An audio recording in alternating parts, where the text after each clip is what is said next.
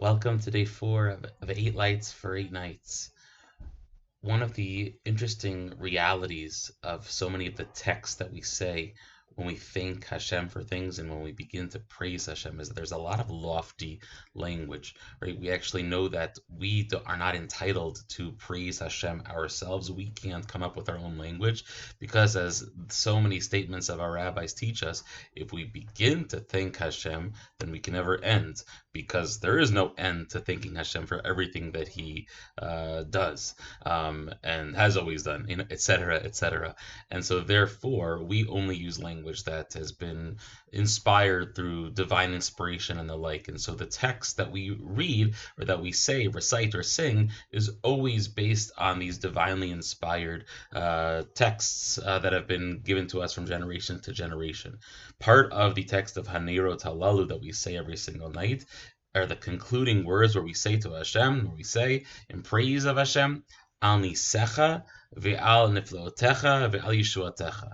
Right? We thank Hashem for His miracles, we thank Hashem for His salvations, and we thank Hashem for His wonders. And the obvious question is, okay, I understand that God does everything, but why do we have to have these levels or these different words? Just say thank you, Hashem.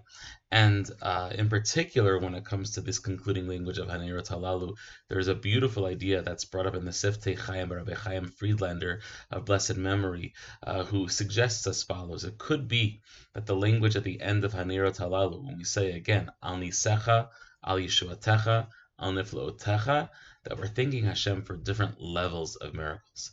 And he explains as follows. It appears that he might have actually had a different text because it seems like he was Nisecha, Yeshuatecha, and Niflootecha, so switching the last two words. But here's what he explains. He notes that when we say thank you to Hashem for the Nisecha, for the miracles, what we're doing is thanking Hashem for all those revealed things that Hashem has done for us. Then when we say Yeshuatecha for the salvations, the connotation is that we're thanking Hashem specifically for the salvations that He has brought to us in the state or the status of when we find ourselves in war. God, thank you for saving us from the wars that we have had to fight. And finally, Niflootecha, thank you for the wonders. He explains that this is for the miracles that we don't even realize that God did for us, right? So in other words, that when at 120, when you get up to heaven and God's going to say, how come you didn't thank me for the miracles? And you'll say, of course I did. I thanked you on Monday, Wednesday, and whatever. He's going to say, true. But what about the things that you didn't even know about?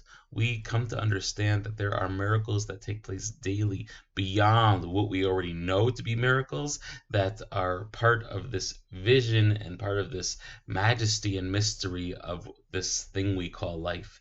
We ultimately realize that there's so much that Hashem does for us that is known to us, and even more that He does for us that's not known to us at all.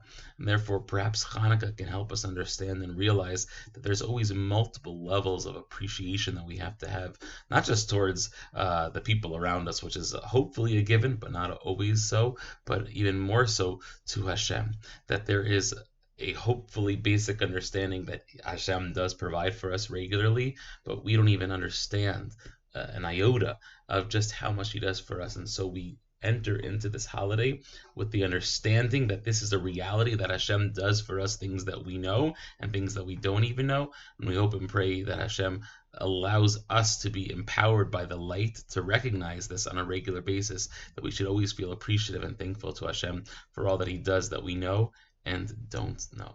Wishing everyone a beautiful day.